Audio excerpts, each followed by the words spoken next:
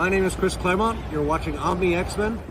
You don't need to tell us about Gambit right now, buddy. I know you're super busy. Instead, everybody, welcome to Omni X-Men, the weekly show hanging out with my man Justin from No Good Comics. Hey, what is going on? Dude, you know, I tagged Chris Claremont in the post I just did before the show. He might have seen that, and I don't know if he'll appreciate that we cut him off like that. I'm just saying. Oh, yeah, he's gonna.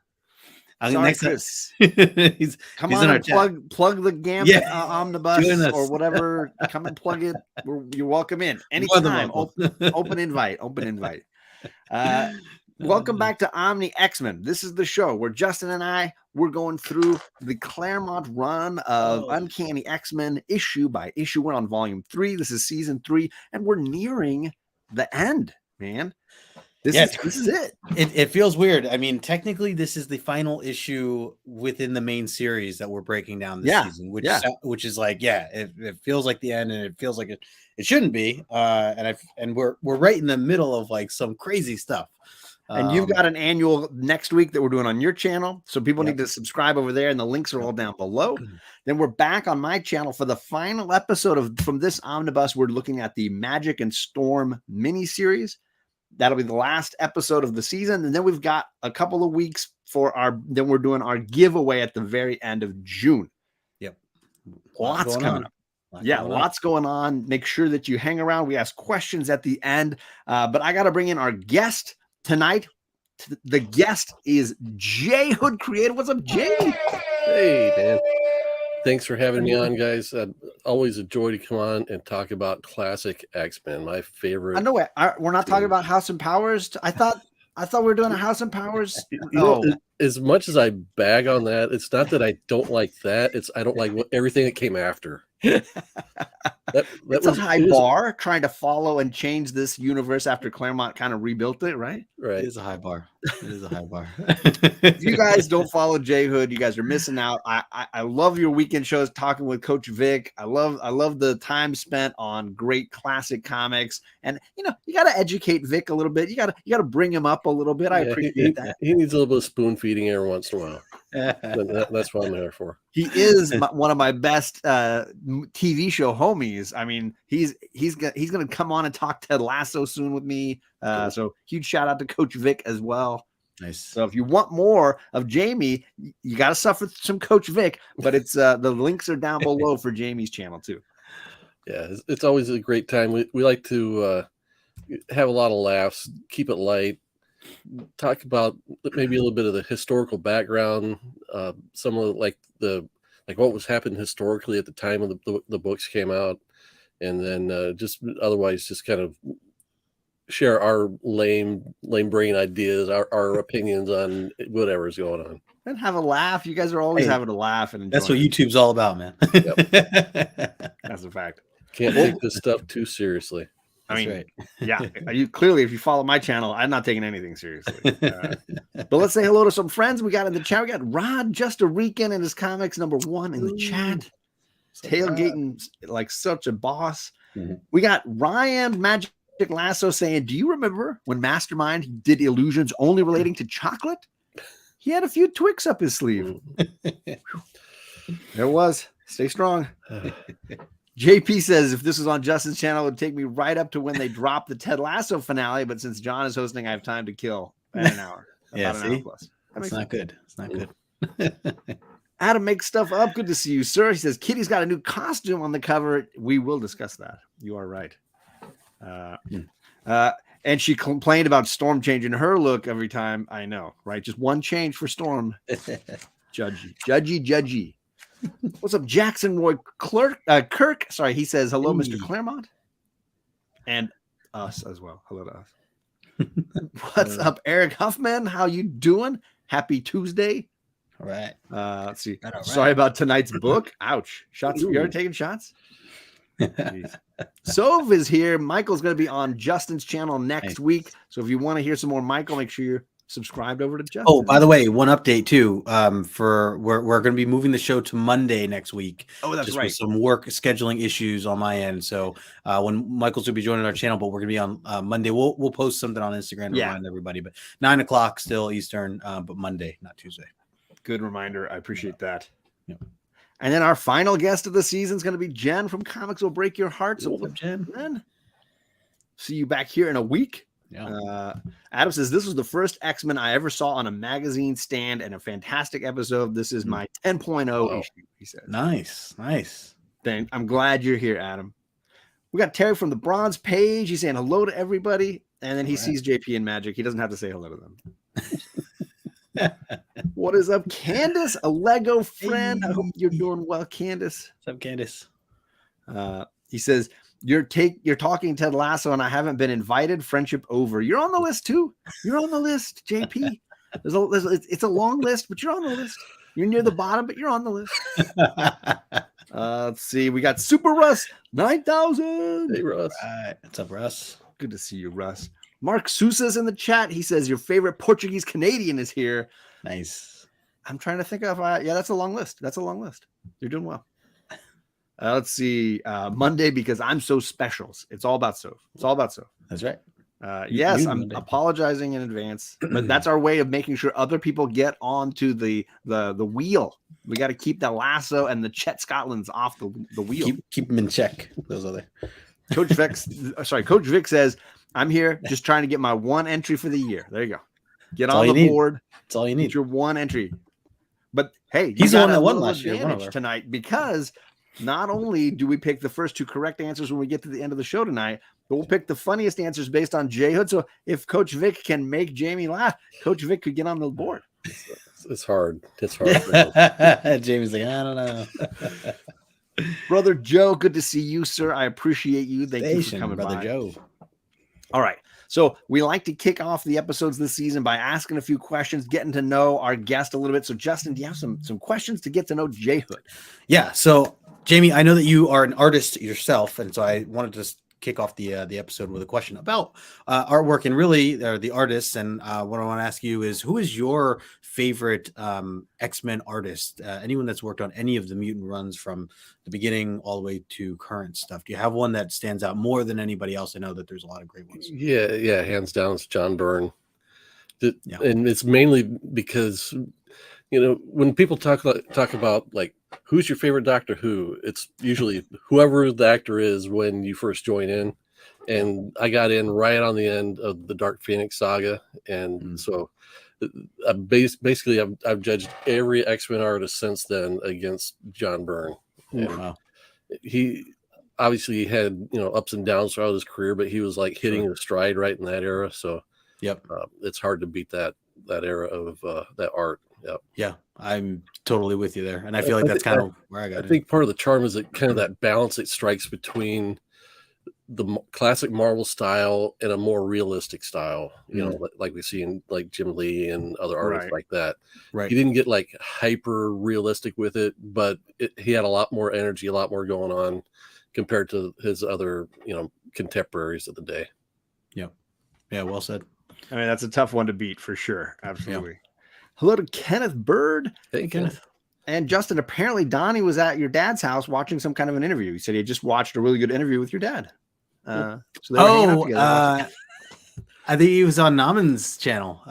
He was watching your dad be interviewed. Yeah. I thought he was at your dad's house. Unless you're referencing something different. I don't know. What's up, Donnie? My other question I wanted to ask was, is there a story arc or a saga of some sort that you feel is considered underrated as far as X-Men stories go? Yeah, that's a great question. The one that really doesn't get talked about a lot and is also right in this era with Paul Smith is the whole kind of crossover between the X-Men and Alpha Flight and Asgard, where you've got the connective tissue between the annual and the X-Men Alpha Flight miniseries. The Art Adams doing the annual stuff at the time. That stuff doesn't get mentioned very often, but it was definitely a highlight of the era. Wow. Yeah, I haven't read it. To wield the hammer. Mm-hmm. Yeah. I have that cover. I got. I never read it. I haven't gotten there yet to read. But I think the next Omnibus includes that Alpha Flight miniseries, so it might. It probably comes pretty early in that, I would think. Yeah, nice. Okay, nice, sweet.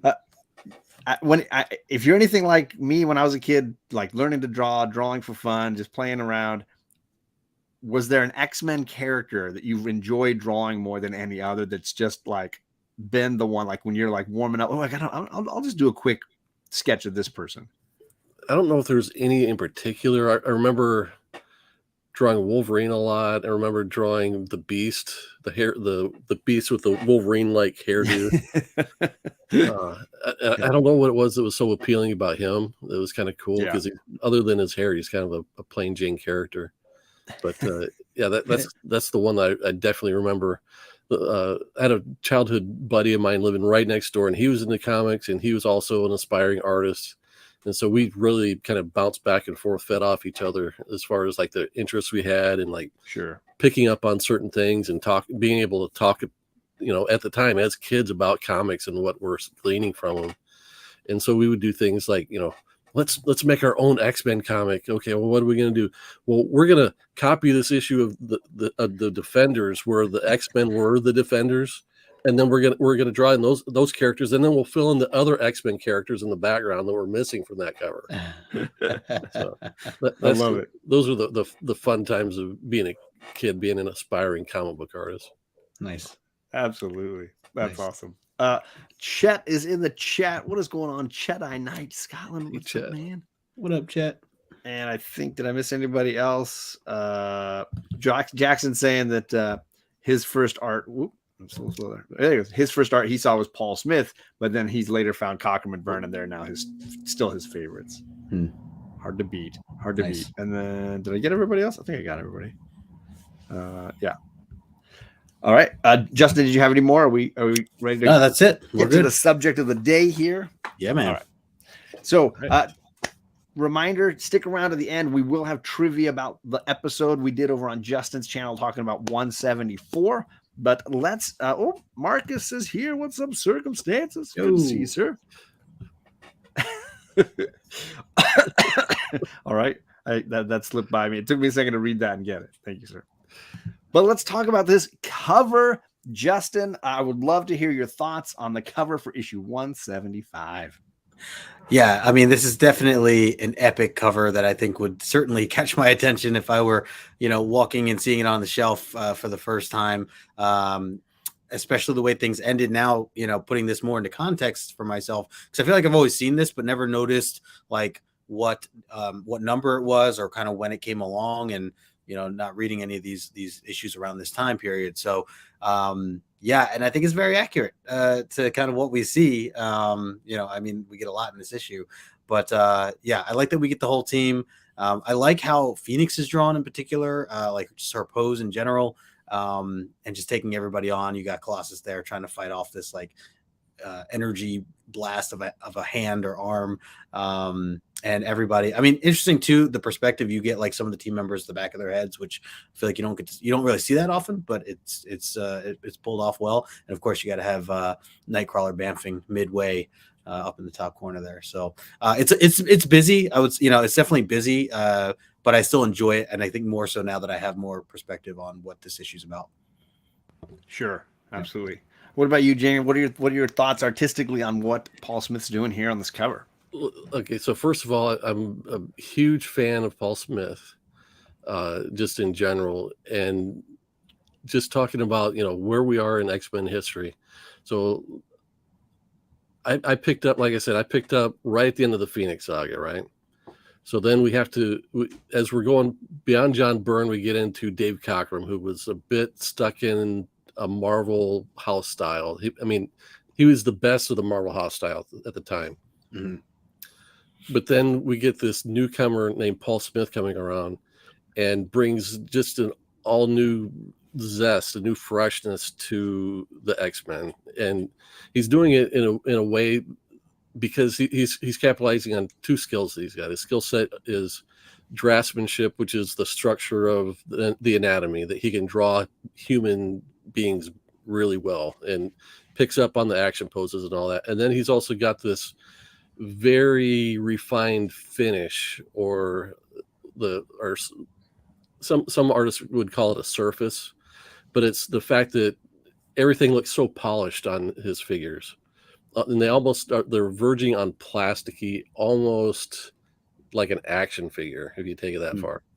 But the design work in this particular cover is outstanding. Just the way he's using the diagonals within the design that are leading our eye. We don't even pick up on it, but the fact that like the bottom of the X-Men logo leads right into the heart of the Phoenix. You get the white claw that's grabbing Colossus. That's another line element that's directing us at the Phoenix. Cyclops is aiming right at her. We've got these zigzag lines that are kind of going from in front of Wolverine through Cyclops and back up into Jean, or not Jean, but the projection of Jean. Right. It's just an outstanding design piece from that standpoint. Great breakdown. I love it. Yep. Yeah, I'm stuck somewhere between loving the artistry and struggling with how busy it is. Like just being able to take it all in. Like it legitimately was recently, like within, let's say, the last few years of collecting this run, that I noticed Kitty Pryde is on this cover. Like you just don't. She just blends in and disappears because there's so much happening. I think it's interesting the colorist faux pas that her colors are flipped from the way she appears in the issue. Right. But nobody notices because she's hidden behind rubble and wearing a headband. Yeah, no, the action poses are great. I love the way Storm is flying, the way Rogue is flying, of course, the way Phoenix is up in the air. Really, really great. So there's a very dynamic energy to this for sure. It's got 3 different background layers. So there's a ton of busy background pieces happening here. But I don't dislike any of it. So it's this, I'm torn between just how busy it is and all the things that are happening, and yet how much I love the skill that's happening here too. Yeah. I also like that Lockheed is on the cover. He kind of blends in with the X-Men sign for a second there, but it's because of the lighting actually, and why he's kind of shown up more white than purple. And yes, I wanted to mention too, the publisher date is November of '83, but it was on shelves closer to September, August.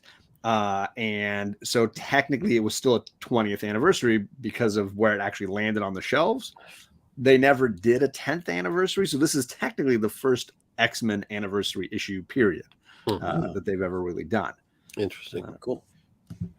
Yeah, Phoenix on the cover. So yeah, you got to be happy about that. That's always a good thing. Love anniversary covers, says Candace. Hard to argue with that. We have Old Wolf Tony is in the chat. What is going on, Tony? Good to see you, my friend. Is there a full issue tally of Smith's run? It's pretty short, and they're all in this omnibus. Like they don't extend beyond this omnibus. What is up, Simon? Mad Spidey? I know I finally subbed up to Mad Spidey this morning. Congrats. only took you 2 years. Only took me 2 years. Yeah. Apologies. I don't know. I screwed up finally. It took me 2 years to screw up. Yeah, Kitty is hiding right there under Storm and in between Storm and Wolverine. There she is. She's hiding. You can't see like her. An aerobics thing she's got. Yes, that's Lockheed, Kitty Pryde's pet dragon. Right up there on top of the X-Men logo. It's very busy, very busy. What is up, Albert? If you guys aren't following Albert, some great videos of the amazing pieces that he's been creating over at his place. Really, really cool vision project that he did today. Or posted today, I should say. Let's see. Yeah, the white claw attacking Colossus is weird, but cool. And technically, it's what we see the result of in the comic, if not necessarily actually the white claw doing it. And it's not the drink, though. Drink up the white claw if you wish. Yeah, we know that John sucks. Yeah, John's a problem. Big problem. Big problem. All right, so let's dive into this issue number 175. The team is back at the mansion. They are exercising. Storm's got him outside, chopping up a dead tree, rather than doing it in any particular manner that would be very quick and functional. They're having Wolverine chop away at it with his claws, and Colossus is catching it, and everybody else is watching. That's one way to go. And meanwhile, while they're chatting away, a bright flash of light in the sky and the Phoenix symbol is appearing. Everybody is stunned, and then it vanishes, and then we see a human falling. So Storm and Rogue fly off to figure out what's going on. Quite an exciting way to, well, I should say, casual to exciting way to kick off this issue. Justin, any thoughts on how we dive right in? Yeah, so I love how this issue opens up. I like that even that first box near your head there saying 20 years ago, more or less, Stan Lee and Jack Kirby created the Uncanny X-Men, and then it says a lot has changed since then. I think it's just a perfect way, especially being a 20th anniversary, just a really nice way to kind of kick that off. You get the mansion there, and then you get the team goofing off, kind of, they're having fun, and they even say that, like, rogue ass Storm, like, why don't you just, I could just go obliterate that tree right now. And Storm was like, yeah, it wouldn't be as fun to do something like that. So it's a great point. So I always like to see them in this type of atmosphere. And then I also like the a lot of different use of lighting throughout this, like that first one at the bottom, kind of next to Jamie, when they get the first like flash of light. Love how everything just goes blind in the background, and then obviously going into the next page. Me, I usually like to see a really nice splash page of some sort towards the beginning of these issues. We don't necessarily get it, but I think it still gets paid off with that other page, as it's like a triple or a tri-sliced pager. So I think it's really cool. You get the knockout red switching to knockout white, and then the third one being more of the background itself. So overall, I love the perspective of it, and I really enjoyed just the energy that these two pages kind of kicked off. Sure. I want to say hello to my friend, The Captioned Life. Met him over on Instagram, and TikTok, been following his work there. He's got a podcast. He posts here on YouTube. Really, really great community member. If you guys haven't followed, definitely recommend clicking and subscribing over there. Nice. So Jamie, one of the things we've discussed, and Justin just hit on it, is how Byrne and Cockrum had this Marvel style of you got to have a splash on that first page or a spread on the second page, but Paul Smith kind of eschews that. And you were talking a little bit about how he's a different era of Marvel artist. Do you get some of that in these pages here? So as I was reading this, as I was like looking at it from the art standpoint, I found that he's really picking up a lot on what Neil Adams actually had been doing, especially on the X-Men. And you see that on the second page here with the Phoenix bird, and the diagonal lines. Yeah. Neil Adams was pretty much famous for really kicking off that whole idea of, we don't have to split up the page in these columns anymore. We can make whatever shape we want. The heroes can extend outside the boundaries, etc. But I mean, the way this story starts, I think it's one of the key things about the X-Men is we always get these kind of quiet, almost personal little tidbits, wrapped around all the exciting stuff. And artists like Terry Moore that wrote Strangers in Paradise, he's told how he would, like, between these big event stories, he'd have a single issue that was really quiet. And that's kind of like what page one does here. I think it's interesting seeing the pages laid out like this, because if you think about reading the comic like I did in a floppy form, page one is its own thing, and so we don't have the spread. So you turn the page and then you get the Phoenix symbol there. Right. So the page turn is one of the things in comics that is really one of the tools that good artists that take advantage of everything it offers can work to their strength. So they know where that ad break is going to be. They know where that page that because they can turn it and keep the surprise one more page, Right. For sure. My one nitpick about the page one there, it has to do with art that we saw coming out of the image comics, like the Rob Liefeld and the Jim Lee kind of good girl styles they were developing back like in the 90s. The rule of thumb, the difference between a good artist and a bad artist when they were doing these objectified female poses was that we couldn't see the butt, the booty, and the chest at the same panel, but we get that with Wolverine in this shot. You get both, yeah. He's twisted so far out. The man cleavage, yeah. It's a great pose. What is up, Kevin from Entropy and Comics? Thanks for hanging out, Kevin. I appreciate you. Yeah, there's a great question here. Why is Kitty Pryde standing in the middle of the tree that they're cutting down? Just to distract them. The truth is they're all enjoying the fact that only 2 of them are doing the work and the others are kind of having a laugh. Just watching. Yeah. I respect that. The last ironic thing I find about this opening page takes me all the way back to the Byrne and Claremont era.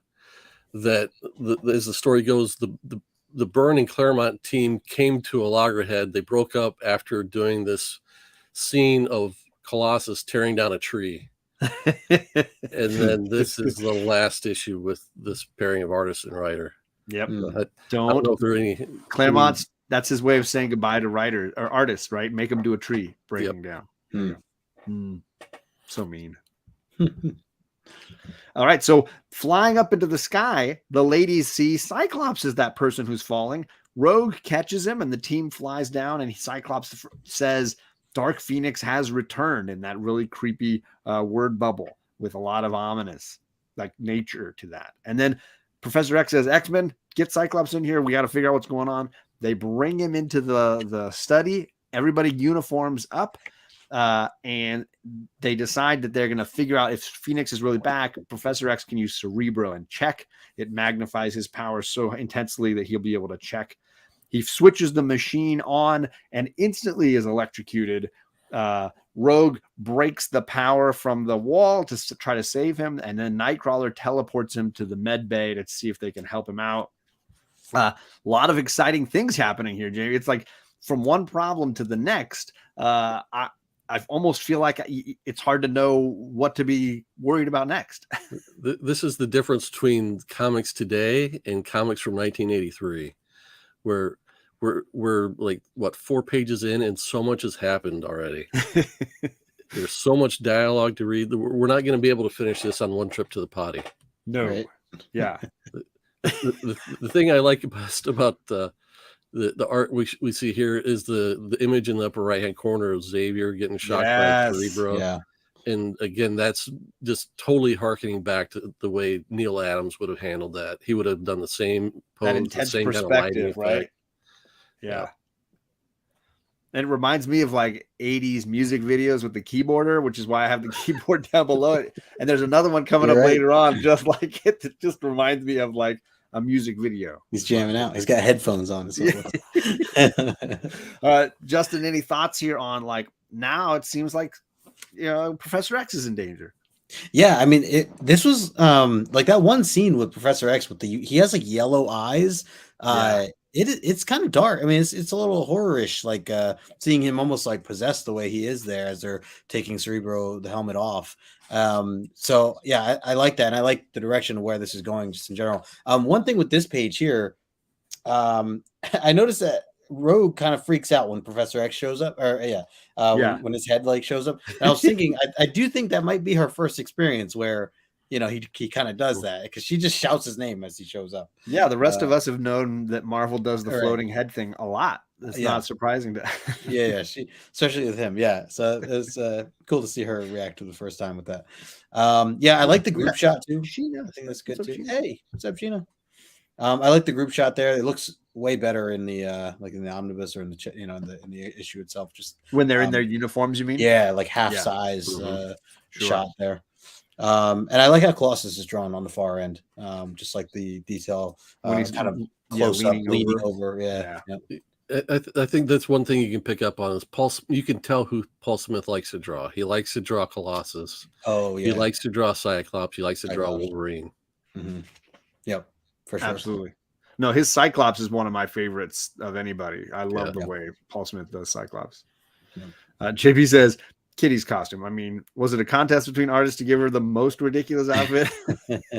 The headband, though, I'm digging the headband. She's going to get physical. All right. So they take him to the med bay. While he's gone, Wolverine's like, we should check on this technology thing. I don't do computers. Get the girl over here to do the computers. So Kitty comes over and says, "Oh, looks like some of the interlocks have been disengaged. This was all designed to hurt the professor. How could this have happened?" And then Cyclops goes all creepy on them and is like, "Oh, it's the end of the world." And Phoenix rises up out of him and he collapses. And Storm says Phoenix in that amazing font, and it's on. I mean, Jamie, I can't imagine reading this as a kid off the rack and just being like, oh. The whole notion, I mean, Magic Lasso talked about a lot last time. The whole notion of Phoenix coming back is what every X-Men reader was waiting for. It's like we were all like all in. It's like, okay, is she back? Is she not back? And at least we see her on the page, regardless of what the circumstances. This was the moment we were all waiting for. And how long have we waited? She was dead in 137. We're in 175, so almost 40 issues later. Yeah. Damn. And technically, still waiting. As we will learn later. Spoiler for this book from 40 years ago. But you were talking earlier about the lack of a splash page. Well, they just saved it for this. Right? And I think it's well worth it. Because this is the reveal we wanted, right? This is the shocking moment we wanted. Oh, yeah. Now, Justin, I can't imagine the look on your face when you were swipe digitally reading and you get to that Cyclops one down there in the middle with a creepy face. Yeah, man. Tell me that you didn't just lose your drawers on that. Yeah, it's horror. It really, I mean, it definitely had that vibe where it was like it's a dark. This part of this book is I mean, the whole issue. It has a lot of dark elements to it, and especially how the artwork hits, and of course just the use of like the flames and the fire in the background throughout this whole issue is just so well done. And I know it's even referencing hell at one point, when we see we'll get to it, but overall that was a great scene. His smile, his smirk on his face, very, very dark. And the background just solid black, and just works. Or even when he's falling, the flames coming up off of his back, that's true. It's going down, really cool. Yeah, just like kind of faints. Yeah, and that splash page, man, it really is. I mean, reading it digitally for the first time, that hitting was just so powerful. And Jamie, to your point, like that's how I'm feeling now as I was reading this and reading last issue and even the couple before that, where I'm just like, where's this going? And like, Phoenix they're talking about Phoenix. Like, is she here? Like, and then the way last issue ended, I'm just like, oh my God, like, this is nuts. This is like beyond, and as you like super excited. And again, I never read any of these. So this was like, this is where I'm at right now. Oh, did we just lose John? Technical difficulties. to your point, I think I wonder if Marvel editorial was hounding Chris Claremont at this point. He's back. Oh, maybe. Too hard. I wonder if editorial was hounding him, bring back Jean or bring back Phoenix, or maybe he had resisted it for a long time, and they pretty much did it for him by bringing her back for X Factor. Yeah, but I wonder if this was him trying to appease them to a certain extent. Yeah. Question, because I know Jamie, you mentioned a little bit of Art Adams earlier. I know that Art Adams did a bunch of the classic X-Men covers and some of the additional materials. This Phoenix, I feel like he took his style of how to draw Phoenix from Paul Smith, because there's a ton of panels in here that took me right back to reading classic X-Men. I don't know if you feel any crossover there artistically. I mean, Art Adams is one of the all-time greats, and I'm sure he pulled inspiration from a lot of places. But think about it, they would have been working at about the same time in the industry. Right. So they might have been, one of those pairs that was really kind of feeding off each other creatively at the time. I couldn't see it any other way, but maybe it's just my imagination. So I also see a lot of George Perez in Paul Smith as well. I think okay. The way he handles the anatomy and in like the polish I was talking about, I feel he's much closer to a Perez than a John Byrne type. JP is hoping that they'll kill Cyclops here. You were hoping that they would kill him when they dropped him. I'm sorry. He is still living in the comics. There were several moments that JP was like, let down, big letdown. Yeah. Phoenix, OMG Dark Phoenix. Yeah. Poop the pants. And also talking about the page turn. Yeah. That's the page turn. Right. So you get like nothing, and then you flip over and bam, there she is. Yeah. Just hits you. That's awesome. Long shot mini series. Yeah, there it is. Look, see, love me some Art Adams. I agree Caroline, that's why we're friends. All right, moving on. Now we got Phoenix to fight with. So X-Men, do your worst. Storm's like, I got electricity. I'm going to zap you. And Dark Phoenix is like, nope, I'm going to make it zap you. Colossus is like, I'm going to punch you. She's like, no, I'm going to give you cramps. I'm going to look. Now you got the cramps. Now you're going to lay down. You got Kitty Pryde. Like, I'm going to jump through and zap you. And my dragon's going to shoot you with fire. And she's like, that didn't hurt. I'm going to slap your dragon around. Then you got Rogue flying up, and Rogue's like, I'm not scared of you. I'm just going to give you a punch to the face. And this is my favorite part, is like in full weak sauce mode. Phoenix is like, really? Is that a thing? Really? Just grabs her. Just absolutely just plucks her right out of the air. Justin, you got to be like, oh, come on. Yeah, all these scenes are so good. I love these close-ups of Jean Grey. Like, just gosh. Like the hand, her eyes knock out white. The hand, the perspective, and it's just like a close-up of just a portion of her. Like, and that's all you need. And even like the hand going outside of the panel. I know we talked a little bit about seeing more of that. I thought like this page stood out to me as one of my favorite pages art-wise in this book. And for it to not even be like a splash or anything like that. The other thing too with this is the way Storm is drawn here. I love the detail he gave in this panel. I feel like we don't get that detail often from Paul, but when we do, it's a home run, especially with her mohawk now, in this issue, and now she's kind of gone through this change or whatever. So, there are definitely some, or I know we've talked about in the past where maybe some weaker, drawings of her compared to other things, but I don't know if it's just the angle or he zoomed in more and just put more time into it or whatever the case was. But I really like how Storm was drawn here. So, and then Lockheed getting slapped, that was not cool. I have 2 dogs, and I just, that's a pet to me, and I'm just like, that hurt to see Lockheed go flying like that. I'm glad that's all she did. I mean, she really, assuming we know what we don't know yet, but hashtag slap the dragon. Yeah. I mean, yeah, right, exactly. JHood, like she seems to take out the X-Men pretty easily here. Yeah. So 1983. This came out 40 years ago. So full disclosure, I read it 40 years ago. I probably haven't looked at it in 30 years until this week. Wow. But I really recall like the look of Paul Smith's art and what it was and why I like it. But it wasn't until I got to this page where I was like, oh yeah, this is why everyone loves Paul Smith, the Paul Smith era. The whole scene on the bottom half of the page on the left here with Jean just wrinkling, crunching up Colossus like that. Like you said, the pose, the expressions are spot on. Mm-hmm. You just can't beat it. Absolutely. And it looks like Jackson Roy Kirk right there with you. He says, yep, 40 years for him until last night. Crazy.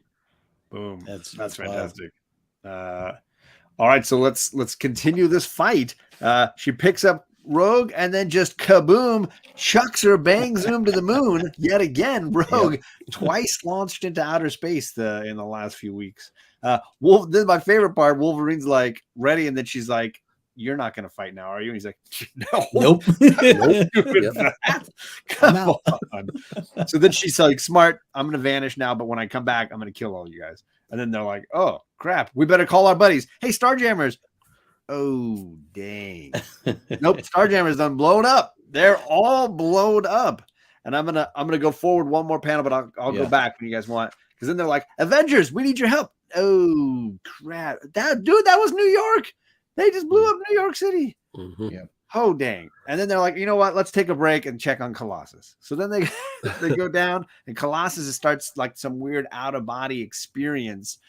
They're trying to figure out what's wrong with him, and yet it doesn't seem like they can solve this very easily. They really do seem like they're in over their heads here. So, Jamie, any thoughts on how easily Phoenix seems to be destroying the Marvel Universe? This is like a Carnage event. So, in all media these days, our level of excitement for what it is we're consuming has to do with how big are the stakes.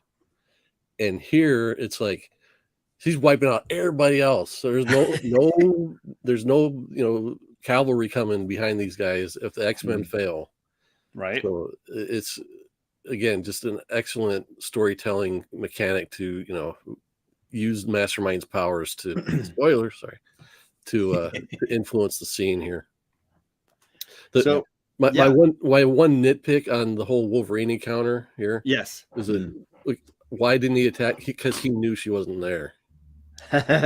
Yeah, because he would have been able to pick her up with all of his superhuman senses and all that kind of stuff. So, which he does mention later, that he's noticing some weird gaps in his senses and some things that are just, something is off for him in these duels.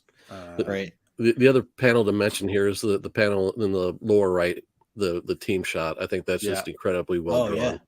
Yeah.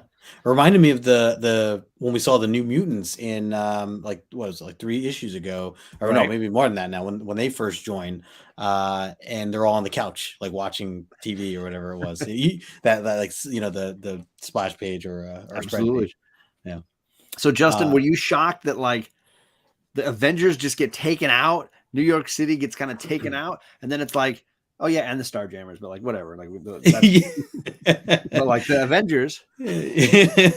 Yeah, I mean, so I'm not one to like, when I'm reading, especially this era of X-Men, I am so into the story, right? Like I am panel by panel, just like eating up everything.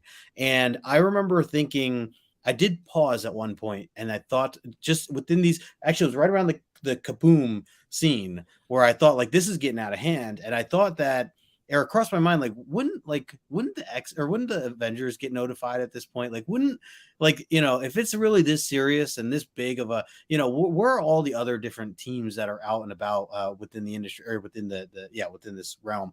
And of course it answers it, like, as literally the next page. And I'm like, oh shoot, like, as we see Starjammers, and then and at least with Starjammers, like I'm like, okay, like that kind of continues, like we just were with Corsair and all that before, right? But then when we see Cap, I was like, oh, okay, they do call. All right, this makes sense. And then he gets blown up. I'm like, oh my gosh. And the other thing, the other reason I preface it with like the fact that I don't like speculate too much with stuff like stories. I'm the same way with like movies or everything else. I'm never trying to guess what's going to happen. I'm never trying to. So I like didn't really think about the whole mastermind thing. So to me, I was right there with these characters. Like I was just like, this is nuts, and it should be this way because it's Phoenix and she can do that. That was my mentality. So I loved every minute of this, that it was like so on point and so accurate. And I think that's why I love the story even more for how it really develops, which we'll get to, which is perfect. It's just perfect. It was just perfect. So yeah, it was all great. The artwork, you pointed out the lighting. Love that. Also back on the other page, John. Sure. Yeah. The Phoenix right here where her hands up and you actually have the flames of the Phoenix. I know we get similar shots like that, but I eat that up every time I see it. And I really wish that we got it on a bigger panel, if anything, than that one small one. But you have Wolverine's shadow there holding his hand, which is like, it's so great. And I did question the whole thing with Wolverine. Like I did think we were going to get a bigger payoff to that. Or not payoff, but I guess just like, I thought they'd mention a little bit more about this particular scene. Like I thought he would straight out say that, like, yeah, I knew she wasn't there, guys. That's why I didn't, but they didn't quite say that. Instead, they kind of, like you said, John, they kind of hinted, a lot of other things that kind of went on. So it worked. But I was kind of hoping that like Wolverine knew, something even more so that none of the other team knew about. Right. That was, like you said, that she really wasn't there, but totally. But yeah, still great stuff. Ryan wants to know where to get paste picante sauce now that New York City's gone. Good luck with that. Chet does want to mention that Storm notices things are a little off as well, that she's picking up on some of that too. Oh yeah.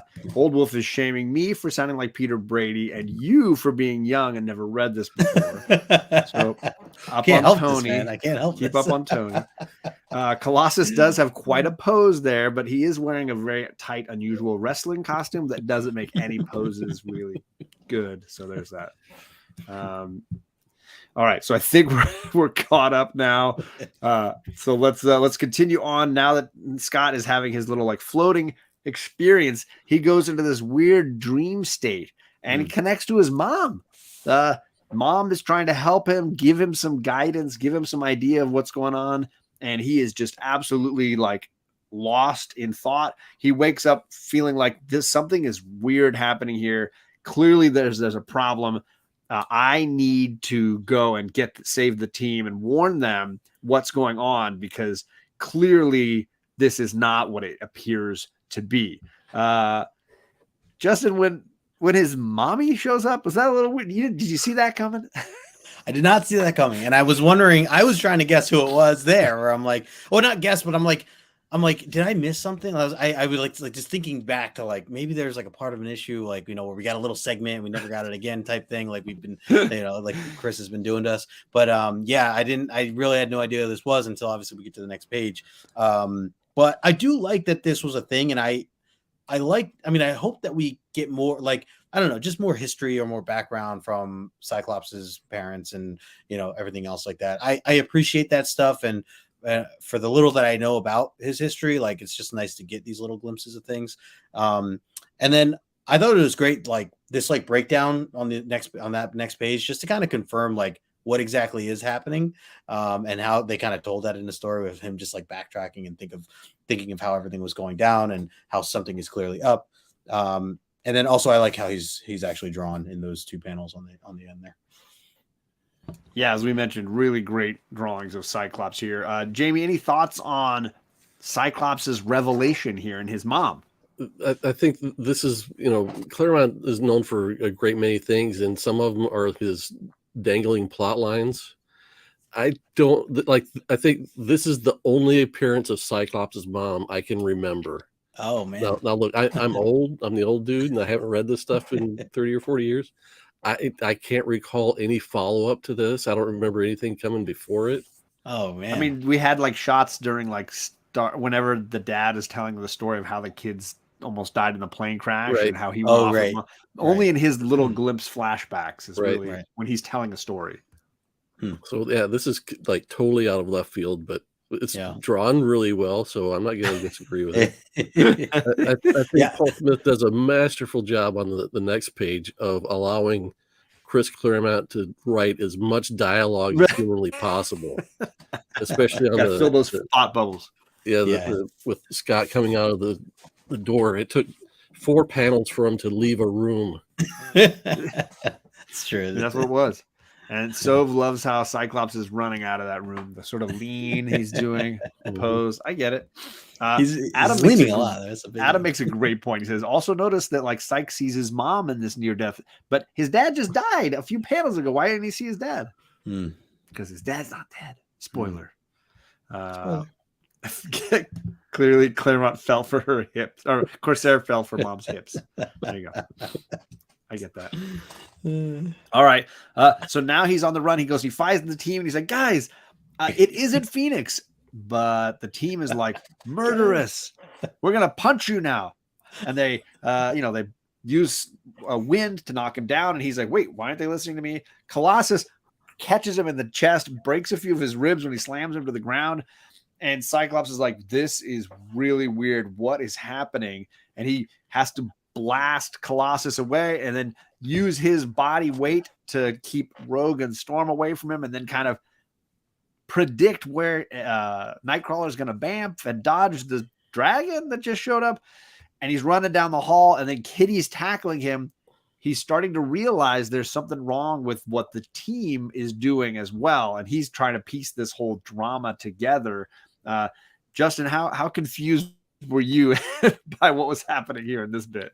Yeah, like, I mean, I got now that, they're looking at him in a bit of a different way. I do like the fight scenes here, and especially this Colossus one, like, and they kept pointing back to like, because I'm thinking like, all right, he clearly crushed his ribs like that. Like, if it really is a Colossus hit, like that's done some damage. And I appreciate that they kind of continue to point that out. Like he says several times, like, I cannot, afford to take another shot like that. He even feels it later when he gets tackled by Kitty, coming through the wall and everything. So at the same time, this part, or these couple pages here, as he like knows how to get around some of them, and maybe there's even more some in some of the other pages. Actually, no, I think it is like some of this page. Oh yeah, where he gets where he knows he calls it when he bamps over his head and all this stuff. I like that.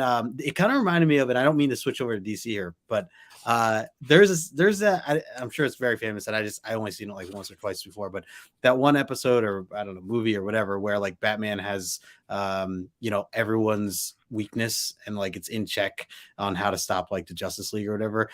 This definitely reminded me of that, because he knew how each of them worked. He used the danger room to like work with him as well to like defeat them in that sense. And just the way he was like calling the shots here, like if I do this, I know Nightcrawler is going to bamf up because that's how he was taught, and so let me shoot up here and knock him out, like all that different things. So I like that, and I appreciated that part. And I have to give props to Cyclops here. Shout out to Justin for referencing JLA Tower of Babel. That's I think that's Mark Waid. Amazing pull there. Yeah. Quite impressed. I only know the cartoon, the animated version. It's a really good read. I actually really like that comic. Actually, like the Mark Waid JLA period. I think he does a lot of really good stuff in there. Nice. Chat's gonna yell at us now. Yeah, I mean, what do we gotta do? Yeah. Jamie, any thoughts here on Cyclops clearly using strategy to save himself here in this very unusual situation? So I think the page on the left here is, second or third runner up for best page in the issue. I don't know what it is other than Paul Smith's acumen for drawing these two characters incredibly well. Yep. But breezing through these two pages, Scott is making a lot of assumptions, because Colossus is the only one that is verbally telling him, saying, you're the Phoenix and we've got to battle you. But he's assuming that the rest of the team feels the same way, but nobody is verbalizing that. They're just attacking him the same way, though, right? That's a good point. No, he's out and out attacking them at this point. Well, they swept him off his feet, I guess. Yeah, Storm's blowing the breeze on him, but then I guess he's attacking Colossus, who's attacking him. But yeah, it's definitely a great spread here of action. Yeah, sure. There's some really funny comments going on here. Sove really loving the way Cyclops is running. There's some great run through the door poses, turns, the bottom one there. I get it. Very funny. We'd have to have Tom Cruise in the role of Cyclops in this movie. Well, Candace says it's more of a Steven Seagal run. There she goes. I guess you could say that. That's one way to look at it. I know Stove says mixed with a little Richard Simmons in there. You guys are hilarious. Let's see if we roll into the next page here. Now that Kitty tackled him, he's using her incorporeal form to fall strategically. So he does a Vulcan neck pinch on her, knocks her out, and then falls with her into the danger room, which apparently was his plan all along. He was trying to get into the danger room because in his pocket, I don't know where those pockets are, he's got a device. Looks like a calculator. He had it on his hip earlier. Yeah, sure. And it controls the entire danger room, so that when Nightcrawler tries to set the settings of the danger room the way he wants, he gets electrocuted, and now Cyclops is in charge, and he creates a giant chasm, and the heroes start falling, and Storm and Rogue have to go rescue them, and it gives Cyclops a chance to escape. So Jamie, this is where the issue bugs me a little bit. It seems a little convenient, all the things that Cyclops has done to set this up, and like accidentally falling with Kitty Pryde exactly where he wanted to go. Yeah, this is kind of it works out really well. I mean, maybe Cyclops' mutant superpower is his amazing quick thinking in case his teammates turn against him. Right. Because it's just been a matter of panels. And he did have the calculator on his hip in the earlier panels, so it was there all the time. We just didn't know why. But this shows us why he was thinking ahead, that if something goes down, he's going to bring all of his teammates to the danger room to take him out. Justin, any thoughts on Cyclops' crazy plan here? Yeah, I mean, he clearly watched Home Alone before this all went down.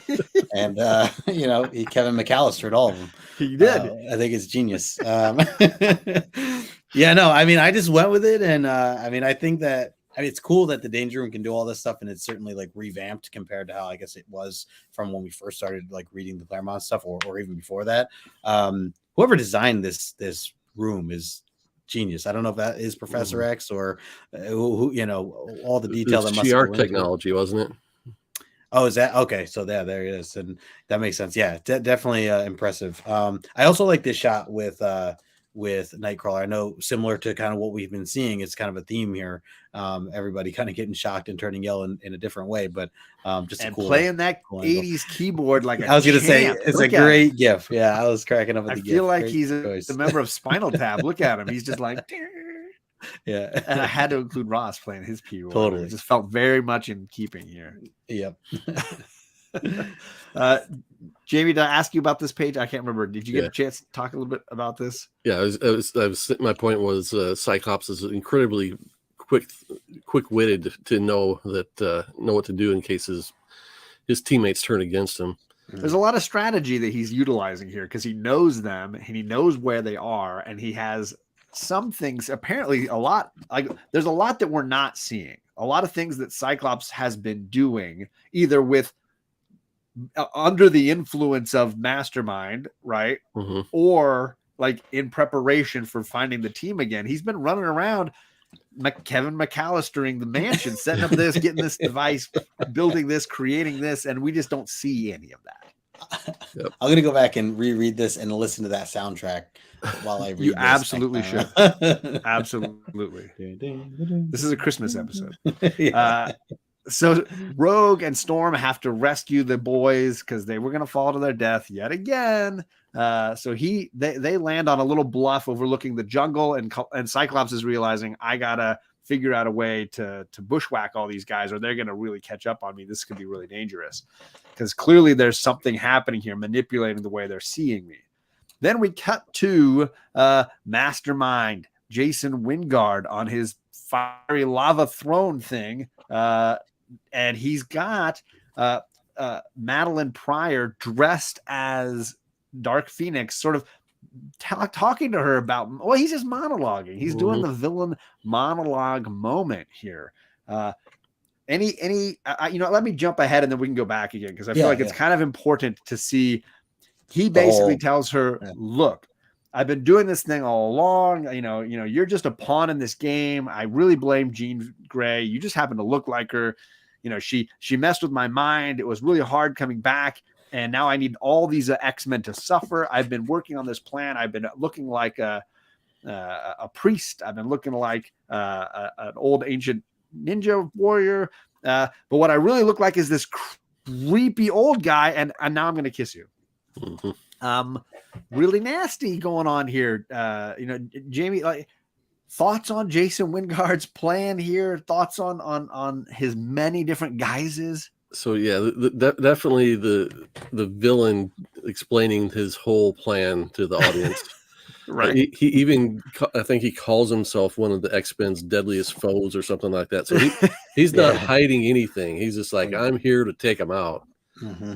I'm a bad guy and I don't care who knows. But I think this was the spot, as a young reader, where it was like, oh man, this is it. We're not actually getting the Phoenix back. We got Jason Wingard, and creepy Jason Wingard at that. Absolutely. Justin, thoughts on this reveal? Jason Wingard is the one behind all of this. It's not really Phoenix. He's just making everybody think it's Phoenix. Yeah, I mean, great point, Jamie. Definitely a letdown in the sense of, we were definitely hoping for the Phoenix to be coming through. But I do think it's, I love the idea of bringing him back the way they did. Mastermind in general, and especially seeing his tactics used here, I feel like, and I assume they use him again, within the years. He's a great villain, a great character. I mean, his abilities you could really do a lot with that in terms of, because now here on out, it's like, well, what do you trust? You're like, what's real? What's not real? That kind of thing. And I could even see a more modern day, X-Men title where, bringing him in, as a storyteller, you could do some really cool stuff, I think.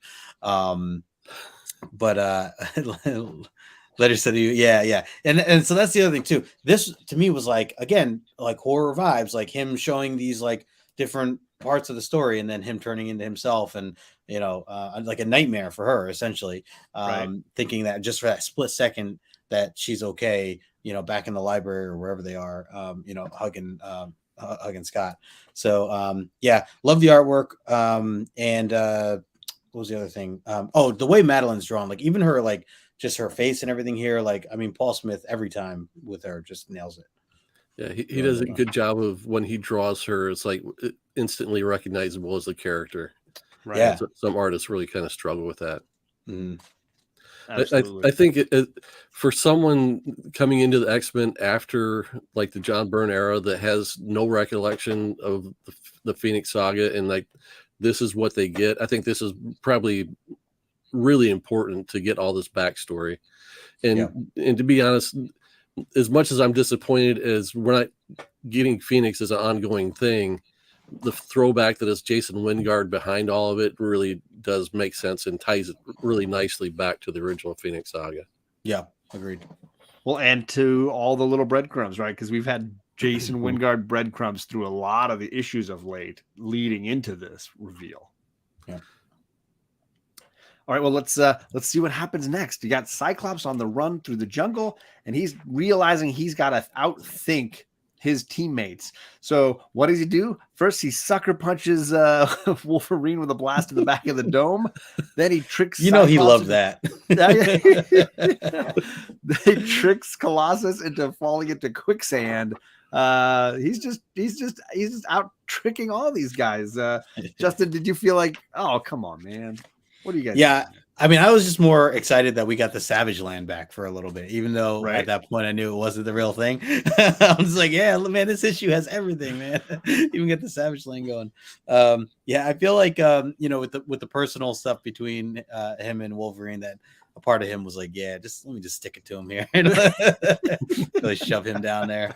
But yeah, no, otherwise, I mean, just some cool action shots. Them kind of running through, chasing after each other. Yeah. He's running a little better here, though, right, Jamie? He's got some good running poses in this bit. Sure. And he is, the Nightwing of the team, being able to pull off the whole trapeze act on the branches and things like that. Yeah. I think that's a 1 in a million shot of landing Colossus in that 3 foot by 3 foot spot of quicksand, though. I have one shot at this. Even with 2 broken ribs and swinging on things and outrunning Colossus, it's not easy. Yeah, that's true. That's a lot. So then he's now running through a field of magical poppies that he created. And by the way, he's got his mask. Where did the mask come from? I don't know. He's just got it. He's just got this mask. Storm is coming down to get him, and he's like, oh man, I got to knock her out of the sky. This is getting really crazy. And when they land, after Rogue catches Storm, he blasts the poppies in front of them and sort of just knocks them out. His Wizard of Oz plan playing out beautifully. He then catches Rogue and carries her inside. This is where my suspension of disbelief struggled. He's getting like masks and magic poppies and perfect aim, and that's just like, this is when I just started to be like, okay, I get it. He's outthinking them, but it's getting a little ridiculous. Anybody else with me on this one? He has this planned out to a T. He's got every I dotted and every T crossed. He knows exactly how to take out his own team by using the danger room. Right. The magic poppies of the danger room. Like if he were Batman, then I think I'd buy in a little more. Because then he could fall from space and his regular costume would be fine. Perfectly fine. Yeah. No, the poppies definitely was a bit of a stretch for me too. I just love all of a sudden he's wearing a mask, and I'm just like, where'd that come from? Yeah. It's purely a utilitarian white mask. I mean, no other design to it or anything. He's COVID safe. Yep. Okay, yes. By the way, this is also a point where Storm starts to point out or realize, like, why is she not flying? Why is she just running on the ground? Questioning the way in which the Phoenix that they're seeing is not behaving like the Phoenix, right? Mm-hmm. Yeah, for sure. We got Damien, the sleepy reader, in the chat. What is going on, Damien? Hey, Good to see you, sir. Bobby, too. A lot of convenience happening. Let the man shine. Damn, poppies though. I'm glad you're with me for that part. Yeah. So he brings Rogue in, and this is where his plan gets kind of hilarious to me. He takes Rogue's hand, puts it on Professor X, and basically wakes her up with some smelling salts, and then forces her to basically realize that it's not Cyclops, and that maybe they can use remotely Professor X's mind to control what other people are seeing, so that when the other team bursts in out of the danger room, they can see that it's not actually Phoenix. It's Cyclops buried underneath. To paraphrase Austin Powers, that's no woman, that's a man. And then they're all just like, wait, maybe he's right. It's dawning on them. I don't know that that's how I feel like Force Awakens, when Han Solo is like, that's not how the Force works. I don't know that that's how Professor Xavier's power works. I don't know that you can remote drive Rogue to use Professor Xavier's power the way you want. Is that how that works? Scott's plan he's got it written out to perfection. It all went down exactly the way he had it on paper. I really want someone to draw it up the way it's like. It's going to look like Calvin and Hobbes, when some crazy scheme of Calvin's, where it's like the breakdown of all the things that are going to happen in order to make this work, the dominoes that fall here. And then they're all going to come in the room, and that's when we're going to convince them all. And Rogue's going to help me do this. And I'm going to touch the sides of her head and like drive her psychic powers. I hope after this, Cyclops quit his job and became like an event planner or something like that. Just drawing it up perfect. The perfect wedding. Here it is. He designs escape rooms now. That's his side gig. Welcome to the Cyclops escape room. Let's see. There's some comments here. So says, so he kidnaps and forces another redhead to do his bidding. At least he's consistent. Just go with it. Okay, Candace, I'm going to go with it. That's what you got to do. Yeah. All right. So let's continue on to Phoenix is there. She's right behind you guys. And Cyclops is like, nope, I know that you're mastermind now. You can't fool me. And even your fire doesn't burn me anymore. And he's like, yeah, but maybe it distracts you enough that there's a piece of reality that can hurt you. And we hear a gunshot and Cyclops gets shot like a silencer. Now Wolverine cued in and he's like, that was a gunshot. I can smell the bolt, like the gunpowder. A silencer was used. Something's weird's happening here. And he's talking psychically to Storm, which again, I'm not quite sure how that's how the Force works, but okay. He's talking to Storm psychically. Storm's like, yeah, that doesn't seem right. He's saying that there's like gaps in my senses. And Storm's like, you know what? I'm just going to flush this turd. That's what I'm going to do. I'm going to flush this turd right now. And she just completely makes it rain inside this little room. Storm is happening. Hurricanes are blowing. People are laying over Professor X. I'll save him by just laying on top of him. She's making it rain, Justin. She's making it rain. Yeah. So this definitely gave me the X2 vibes that I wasn't putting together until I got to this point. And I'm like, oh man, they really these are some pieces that they kind of, took in that movie, which is cool. Like to just tie this whole thing together. It really didn't cross my mind. And then after that, I'm like, oh yeah, that was Mastermind in that movie. Like I didn't, all of it kind of just came together. So I thought it was really cool. You guys mentioned Art Adams earlier, and this panel here is what made me think of Art Adams. And sure. And I know obviously this was not him, but I don't know the style of it, and maybe Art Adams used this in one of the classic issues or whatever, the X-Men classics or something to that effect, to cover or something like that. I don't know. I just feel like I've seen it before almost from something that he may have done, but I like how Storm kind of flushes them out. Like I said, the X2, I think it's like they turn it all like cold instead, or it's like frozen solid. She makes them so cold that they can't. Yeah. But this was very similar to that, which I thought was well done. Bobby is commenting that it reminded him of Romita Jr., and obviously that's an artist that's in the pipeline coming here very soon for us. Well, here's the thing. So they've done a masterful job. Okay, and it works even better in print because you go from let me blow you up here. There you go. So you go from this spread to full ad page, and then to this page here. And this is where John Romita Jr. takes over the book. Oh. So from here to the end, it's all John Romita. John Romita Jr. Right. And other than the page you're showing on the right, I think they did a great job of making it somewhat seamless. The whole rain thing is just stylistically totally out of left field compared to with the rest of the issue. And that just has to do with the real clean precision way that that Paul Smith would have drawn it versus just this whole idea of let's have a bunch of brush strokes indicate a storm, rain. and so that's kind of what threw me off. I knew that somewhere in this issue that towards the end there was the shift from Paul Smith to John Romita Jr. But I honestly, like I said, I couldn't remember how it happened. Immediately after the tree, right? But yes, seeing the way they did it, and I'm not sure that John Romita Jr. was trying to kind of shift his style a little bit more towards Paul Smith, so it wasn't as jarring.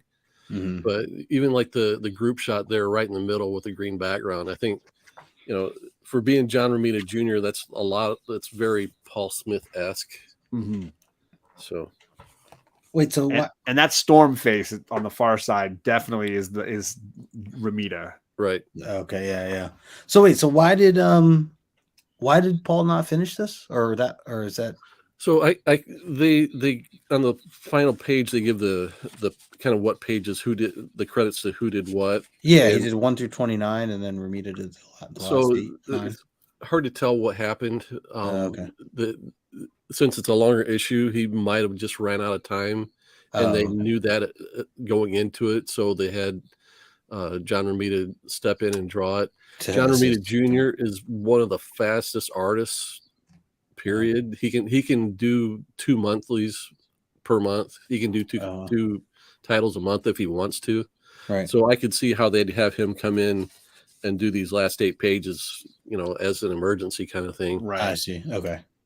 And I would say it wasn't like a fallout or like an immediate, like, you're fired, we're getting this other guy in here. I mean, one of the things that I've never understood is why his run was so short. I mean, I kind of looked into it, and all I could find was a real brief article from, I think, the Comics Journal, who at the time loved to tear into Marvel Comics. During the Jim Shooter era, there was a big beef battle between the Comics Journal and Marvel Editorial. And basically Paul Smith's comment was that he just had creative differences with Chris Claremont and decided to move on to Doctor Strange. And that's what he did. Interesting. Yeah. But after I don't know, also in the timeline creatively, like when the X-Men Alpha Flight miniseries was drawn, there was 2 issues in that. I think I can't remember if those were standard size issues or 48 issue or 48 pages or not.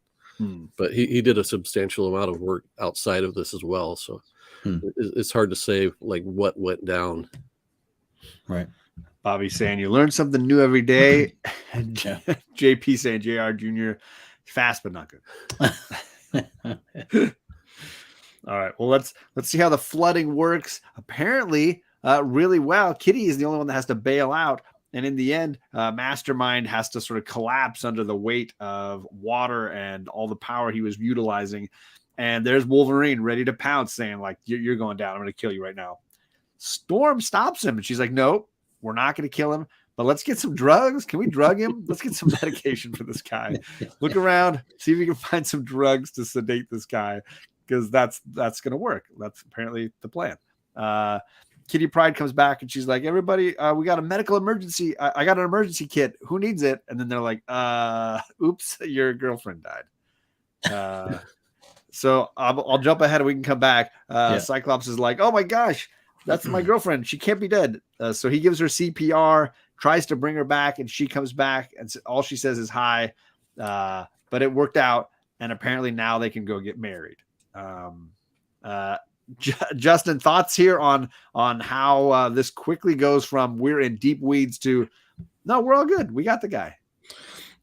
Yeah, I think, I mean, a little quick, but I mean, ultimately, the point of this being Storm's scene here of, wiping out the bad guy, it is expressed that, she's noticing that like this violent weather that she can create now has become easier for her now. Again, just more of a buttoning up the transformation of where she is mentally, her abilities, all these different things. And she even says, does that make me sad or happy? Or worst of all, not even care. Right. So she's clearly still, something's going on where she's just even questioning herself, and clearly has these powers that are a level up, but I don't know if it's in a good way or a bad way yet still. But it gets the job done. Yeah, exactly. It gets the job done. I like that it took out Mastermind here, and he's greeted by Wolverine. We continue to get kind of the back and forth between Wolverine and Storm. I feel like it was like the Doom issues, or I don't know around what time, where Storm wanted to do the killing and Wolverine was randomly the one that said not to. And like we kind of had a little back and forth, although most of the time it was Storm saying no to Wolverine. But I do that's like the usual way. Yeah, you're right. That's so good that we see that there. I also really like how Kitty Pryde is drawn there, like her face and everything. I felt like that was like a perfect drawing compared to, I wasn't crazy about the face of Rogue, which was right next to her. So just some details that I noticed. And then if you can go back to the next page, so I still thought, I mean, I didn't notice the change till you brought it up, Jamie. But I still thought that this was Paul Smith initially. Like just reading this, I'm like, yep, that's my girl, Madeline. Like clearly, the face, the drawing, the hair, like nailed it. So, he did a great job, I think, at least with this, with this character, in staying closely to what Paul Smith has done. So, I like that they had this part, and nice little romantic, I guess, button up here. Sure.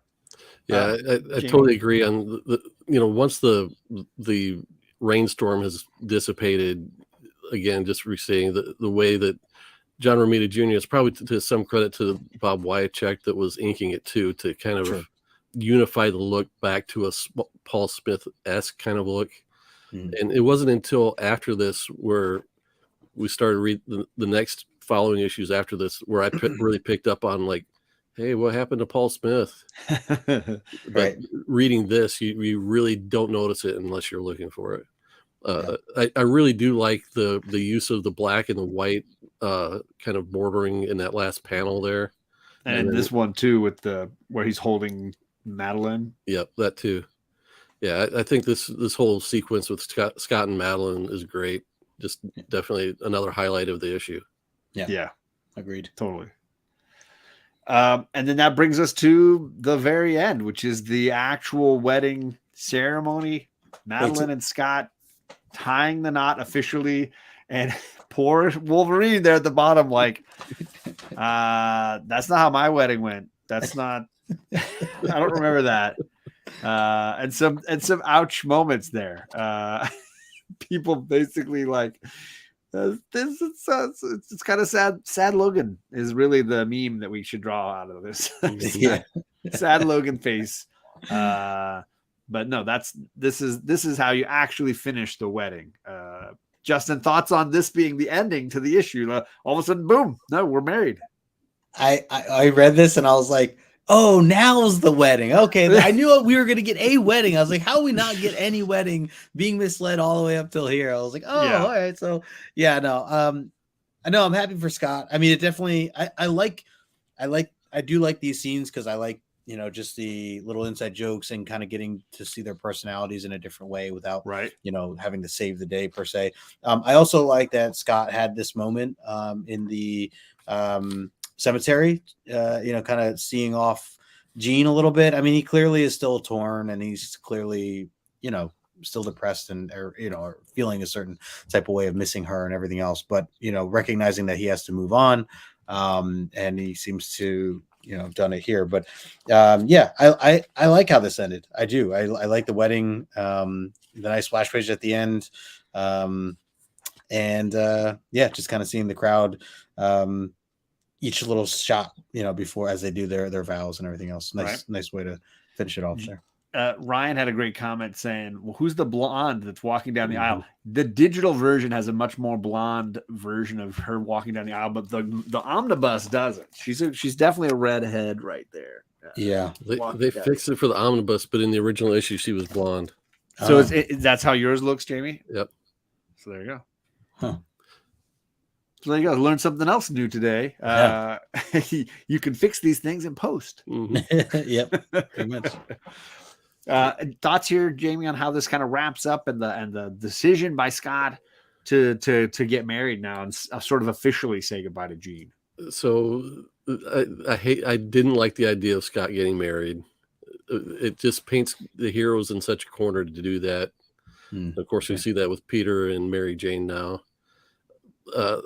Probably my biggest comment on these last 4 pages is they're just the worst drawn pages in the whole issue, and it's hard to overlook it just because of the eye candy we've gotten leading up to this, and then all these people are just faces in the crowd, and they're all drawn in the Marvel House style. Yeah. Good point. Yeah, I agree. It's not the best stuff at all. And it's clearly just exposition almost to get us to the big kiss, the splash page, and the end of the issue. Yep. Let's see. Did I miss anybody? We got Chode too there. Don't forget. Yeah. Chode is there. Apparently Starjammer's not dead. All an illusion. All part of the illusion. That's right. I'm sad for Madeline. I mean, I get it. I feel you.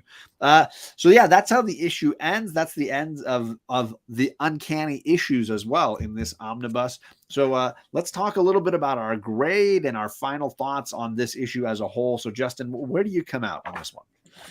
Man, I love this issue. I really enjoyed it. I'm always trying to fight with myself on Justin, don't give it too high of a grade. Let's be realistic here. But I really loved this issue. There was so much about it that I loved. And even just the actual, mastermind behind the scene, his abilities, I want to read more Mastermind now. I feel and I don't know, again, I don't know if he shows up later or whatever, but I feel like that character could be used in a lot of great ways and seems to be an underrated villain, similar to the Purple Man, another one I love. It's really a shame to say that there aren't any other really memorable Mastermind stories after this. Really? It's crazy. Oh man. Well, yeah, there might be one or two that slip through, but I can't remember any. Yeah. And you're right. He's ripe to make a big comeback. Right. I mean, I love the fact that in this, even in this issue, you don't know what to believe and what not to believe. I feel like writers nowadays could really toy with that. Maybe they'll wrap up the Krakoa Island with everybody in everything was Mastermind. And he's got these visions of sugar plums of having a rave on Krakoa, and then I'll be happy. They'll bring the Bobby says it might be in Fantastic Four Annual number 3 where he masterminds Sue and Reed. I don't know. Oh, okay. Well, yeah. Overall, I mean, this is definitely a 9.2, 9.4 for me. If I'm trying to keep myself contained here, I really enjoyed it. I think maybe some of the artwork that we pointed out before, especially towards the back end here, definitely a bit weaker, and it makes sense now that I understand that the artist kind of changed here in this time period. What else? I mean, obviously, yes, some of the plot holes and things like that.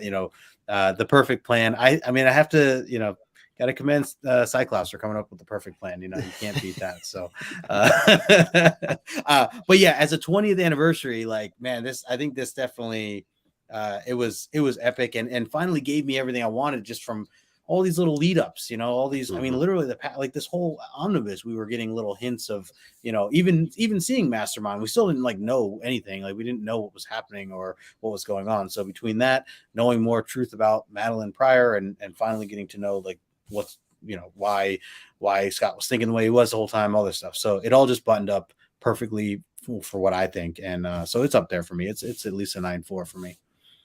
Yeah. JHood, what are your thoughts? So I think it's definitely quality enough to get a Chris Claremont autograph on it, given the opportunity. Ooh, let's see. Nice. So this is the newsstand copy I bought in 1983. Wow. And at one point had Chris Claremont scribble his name on it. I think it's a great capper to the Paul Smith era.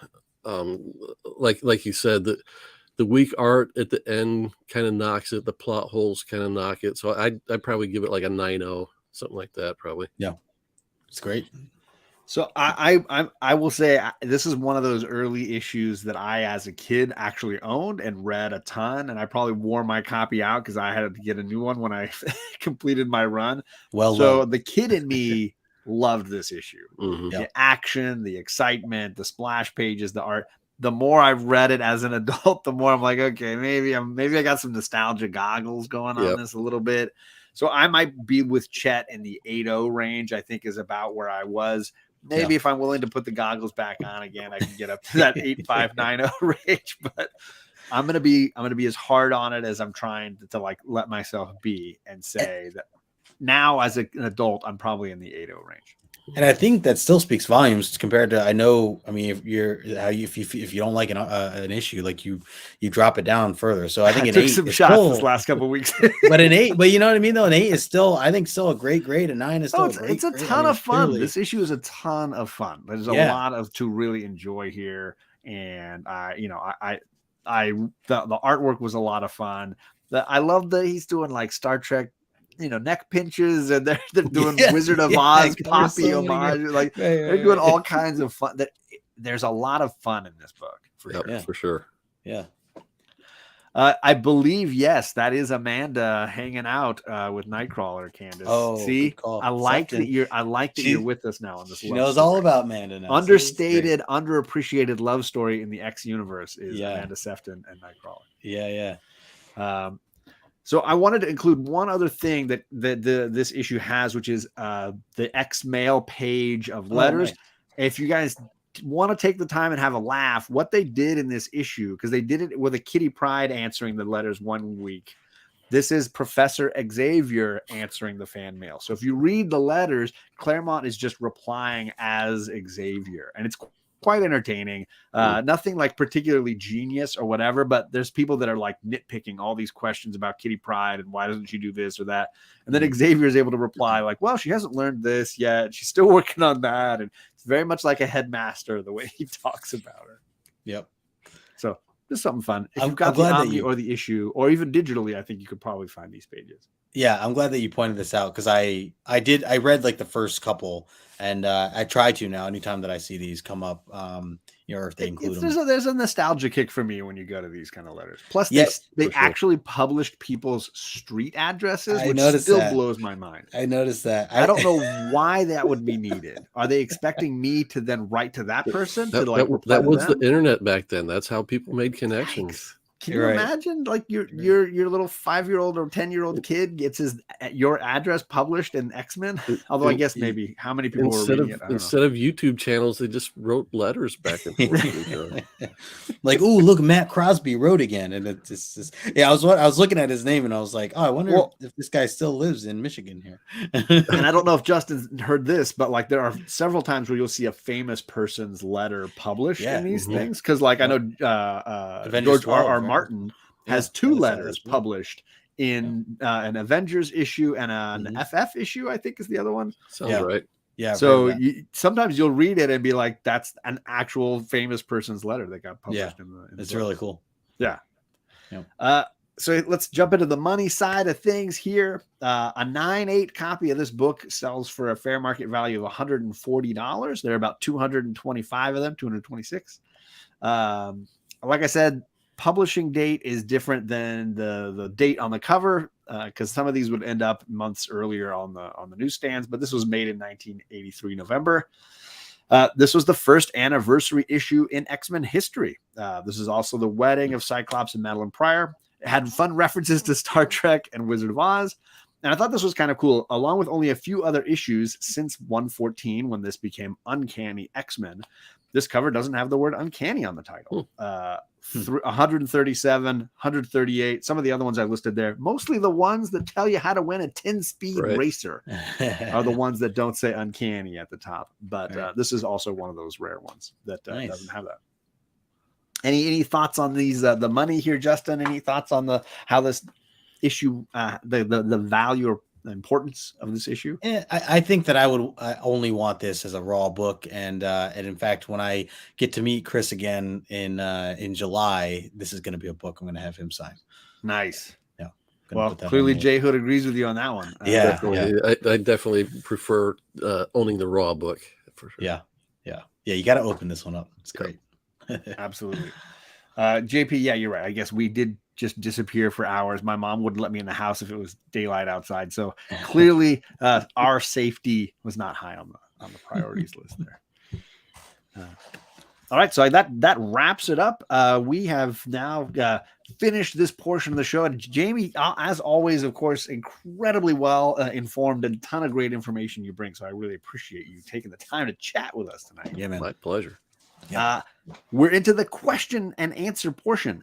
We're going to be asking some trivia about issue 174, which we did last week over on Justin's channel. So if you were part of that show, or if you watched it on the rewind, like Old Wolf was earlier today, texted me screenshots of the episode, or if you just read the book or just want to have a laugh, we're looking for 2 correct answers, the first 2 people, and the answer that makes Jamie enjoy it the most. Whatever laugh he can get out of it. So 3 people per question gives us 12 new entries on the wheel. And this is all for our big giveaway at the end of June. And we're going to have slabs. We're going to have mystery boxes. We're going to have original art from artist Tim Stacy. Apparently, he's finished. Apparently, it looks amazing. And apparently, we're going to have to reveal it here soon. I haven't seen it. So whenever we reveal it live, I will see it at the same time as y'all. Yeah, John, is there a way for me to enter the raffle? Is there? Do we make it a rule that the hosts get one name? Disqualified. DQ. But I'll tell you what, we'll put in another amount, you and I, to Tim to recreate it, and then you'll own it half the time, and I'll own it. That we can trade it back and forth. 75-25. All right, yeah, I'll do that. As long as I get a couple of days, it's like a divorced dad. I'll get the weekends. You can have the weekdays. We'll figure this out. All right. So, Justin, you had your question first, the first question of the night. Yes. So I'm going to kick it off with, and again, this is for last issue 174. What was Peter struggling with when Kitty walked in on him last issue? So many possible funny answers to that question. Something that Kitty went looking for Peter, and when she walked in on him, she noticed that he was struggling with something. He actually even tried to dismiss her as he was trying to be focused on what it was that he was struggling on. What was Hannah says she just found this week, last week's issue for $5. She showed us on Instagram. So congrats. Yeah. Yep. Nice Big copies. Time. Great. That's a great one to own. Yep. Okay. So Lasso says it was math. Oh, sorry. Where is it? It's math. Math is hard. I mean, yeah, it is. Ouch. It is hard. Struggling with his zipper. Magneto not wanting them to hook up. Magneto pulling a little ploy. Coach Vic says it's Super Mario 3. That game is hard. That game is hard. It's like, not now, Kitty. Tricky. Trying to beat this level. Bobby, I don't know what you're doing right now. You're freaking me out, man. You're freaking me out. He's trying to change into his armored form because he's having performance issues. So I get it. Solid. Make a solid. I get it. Do a solid. Justin, do you have any correct answers yet? Yes, I see. Yeah. Yep. We're going to go with Old Wolf there, and then Eric painting. That's what I thought. Yep. And do I have Eric in here, or where are we at? Eric, this is your second time, man. Hey, nice. You got last week and this week. Eric is showing up. You guys better watch out. Nice. He's in the money. He's in the money. Let's see. William. Did you wait that long just to do it in caps? Is that what it was? You gotta have it in cap. He missed it. Brush strokes. Yeah. The SACTS. I don't know what that extra letter's for. I don't want to know about that, JP. He was farting. All right. JD. Oh, the SATs. Okay, good. I'm making sure. Old Wolf's on target. Yeah, they're trying to keep him away from the minor. Yeah, there is a minor in that house. Jamie, did you like any of those in particular? Yeah, as much as I liked Magic Lasso's quote from Barbie, about the math being hard. I gotta give it to Old Wolf. Oh, Keep him away from the minor. Yeah, I mean that makes sense. That's been an ongoing concern to the X family this season. That has. All right, my question, it has to do with Storm, of course. When Kitty and Colossus go up into her apartment or her room, something is missing from Storm's bedroom. What is missing from Storm's bedroom? Tricky. Some of those hurt, says Eric. Are you taking? Yeah, they don't play gentle. Our chat, they're in for the money here. They're trying to play for gold here. This matters. No holding back. So I got first two correct answers. I got Old Wolf with plants. Yeah, all of her plants were gone. And I have Adam before that, actually. Oh, do you? Oh yeah, plants are gone. So Chet, you lose. He says that. You lose. We don't hold anything back here, Chet. Right. All right, so I got Old Wolf and Adam. Let's see. John's like, did anyone else answer correct here? Find me somebody else. Chet's like, ooh, I know. Yep. Nobody. I'm like Snape when Hermione's got her hand in the air. I'm gonna pick anybody else. Somebody else. Paul, good to see you. Big O. He says her hair gel for the mohawk. She never runs out of that. I'm just gonna warn you now. The weatherman was missing. He went missing. The roof was missing. No roof. Albert says flowers. Her wigs, she's got no weaves. Come on. It's all natural. The signed photo of Diana Ross. Goodness. Her beautiful wardrobe, # Old Storm rules. The shaving cream for the sides of her head. All right, that's all we got. It seems like best funny answer for you, JHood. Let's go with the Jackson Roy Kirk, her beautiful goddess wardrobe. I was never a fan of the mohawk either. I know. I'm in the minority on this one, but I'm okay with that. All right, Justin, last question for you, sir. All right, next one up. What was Kitty reading when she was in her room with Lockheed? And I will let you know I am looking for specifics. So not just the title. Put it that way. Details matter. Not just the title. We really got into it too last week. We talked about it. Yeah. Ryan was actually reading it on the show. Shout out to Ryan. The same comic, same comic book you were reading last week. There you go.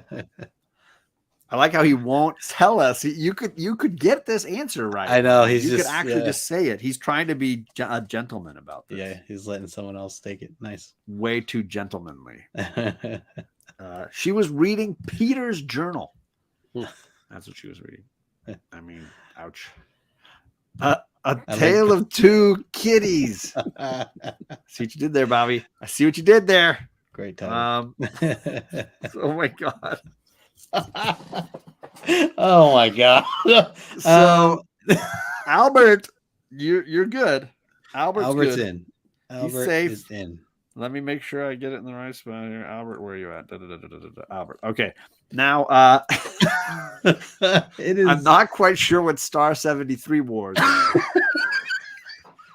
I'm not certain I know that. So I kind of feel like it's Tony.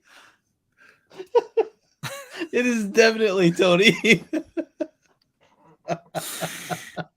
All right, Tony gets the point right there. I gotta check out that Star 73 Wars though. sounds We've also got JP saying it's how to attract older men. That's what Kitty's reading. No, she was reading her palms. Go ahead. Let me hear the typo joke. We got you. She's reading the liner notes from Diana Ross's latest album. This is so good. The Kool-Aid Man ad at the back. Oh yeah. Fantastic Beasts and Where to Find Them. How to Build My Bust. Russian Guys Love. There it is. There it is. All right. Deep breaths, everybody. Deep breaths. Jackson Ward Kirk says, good old Star 73 Worlds written by Rachel Dinner. Rachel Dinner. Okay, chat. I don't know about that one. I'm going to just leave that one. You guys can read chats. You read chats. If Magic Lasso doesn't win the grand prize at the end of the season, could he get an award anyway for consistently hilarious answers? I like this idea, Gore. Yeah, I like the way you're thinking. Good call. All right. Any favorites? I got to give it to Old Wolf again. Oh man, there you go. Another solid hit off the wall from Tony. And that takes us to our last question of the night. She came up at the wedding just a second ago. Shout out to you, Candace. But Amanda Sefton left a gift for Nightcrawler last week. What gift did Amanda leave for Nightcrawler?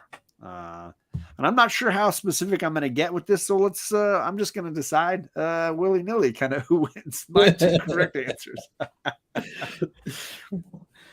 Wait, let me see what you. Oh yeah, I got a little detailed more than we talked about on the show. Yeah, that's fair. Yeah, but it's all right. I'll go with the first two. I'll go with JP, a doll of herself, and Candace, a little Amanda doll. Yeah, yep. So those will be the two. It's if you look closely, it's a witch. Like she's got a little cloak with a hood and a broomstick that she's flying on. But hey, whatever. Yep. I will accept both of those answers. So Candace and JP making another point here each. Nice. Let's see what else she could have left. What else did she leave? A new rosary. Because he's a religious type. Despite the fact that he's doing that jacuzzi, he was rocking and rolling in that jacuzzi. A Bamford doll. Let's see what you did there. It's it's a little Amanda doll wearing a witch costume. Look, see, there you go, Candace. Yep. An action figure. I get you.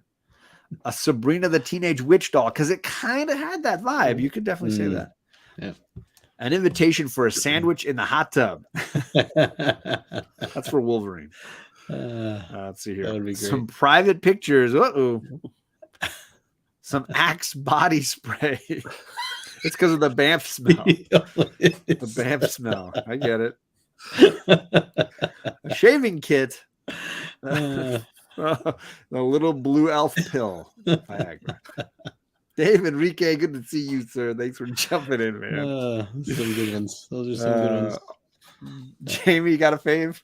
Well, Victor was griping because I didn't give him a point, but then he didn't answer this one, so I can't even give him a freebie. No, but right there, he just complained and then had nothing to offer. He quit. He quit on himself. So I gotta give this one to Old Wolf again. He cleaned there up it is. tonight. He did clean up tonight. He did really well. Really well. Tony. On fire. Nice Victor, job. You admit it too late. Just cake. That's all I wrote. Just cake. Oh my goodness, folks. Well, as a reminder, you only got 2 more episodes to get on the wheel, folks. 2 more. We're on Justin's channel on Monday. Reminder, not Tuesday. Monday night. One time only shift to Monday for issue annual number. What are we on now? 12? We are on 7. Annual number 7. I was way off. Yeah. There it is. So we're going to be talking annual number 7 on Justin's channel with Sove Collector next week. So be over there. And then we're back here for the end of this omnibus, the Magic and Storm mini series with Jennifer from Comics Will Break Your Heart. That happens in 2 weeks. Yep. And that's it. We're finishing out the omnibus, and then all that's left is the crying when we start giving gifts away, and Chet doesn't win anything. It's gonna be fun, Jamie. I don't know why we're not hanging out more, man. We need to hang out more. You are fantastic, you're awesome, and just an awesome guy, man. I've just got so much going on. It's hard for me to carve out the time, but with enough notice, I'm usually there. So just hit me up, give me some warning, and we'll see if we can work something out. Absolutely. Glad that you were on, man. Great time, man. Yep. So can I show a piece of art? Absolutely. Please do. Yes. In fact, if you didn't know, I was on Gary B's channel doing the 10-1-1 last week, and I showed off the amazing sketch cover that this gentleman right here made for me. I will never get a piece of art better than this. And if you haven't seen it, I highly recommend going over to Gary B's channel and watching, because this guy's an incredible artist. That cover was one of the favorites I've done for community members. Amazing. Between yours and JP's and Biggie Shack, those are my three favorites. Absolutely. But, you know, usually I'll be in your chats for this show especially, and I'll say, hey, I'm here, but I'm painting. So sure, this is the kind of stuff I'm working on. So this is my latest masterpiece. I call it a masterpiece. You judge for yourself. Oh my gosh, that is awesome! Holy man, cow! Jeez, is that it's on canvas or what is that on? It's on illustration board where I've texturized it with what they call gesso to give it some tooth. Holy that smokes. is so amazing. The detail. So this will go on a model kit box. So that's what I'm doing. Doing illustrations for stuff that I do for my day job. Wow, dude, that's freaking amazing! Holy cow! Candace asked, "What medium did you use?" That one was the background's mostly airbrushed acrylics, and then everything, the ship and the pilot were hand painted in acrylics. Awesome, so freaking cool. Yep. Yeah, Eric, get out! Yeah, Albert. Now you're like, oh, I thought I was talented and making them amazing. There's always a bigger fish. There's always a bigger fish. If you guys aren't really following Jamie, all of his links are down below. Really just a great community member and creator of the Comic Gories theme song. So also shout out to you for that, even though we've been on an epic hiatus from Comic Gories for like a long time. We know how it goes. We'll enjoy it when we get it. So we always do. Yep. So huge thank you, guys. And again, Monday night, we're over on Justin's channel for the next episode of Omni X-Men. So thanks everybody for coming, and we will catch you all then. If I can find a button to push. There it is.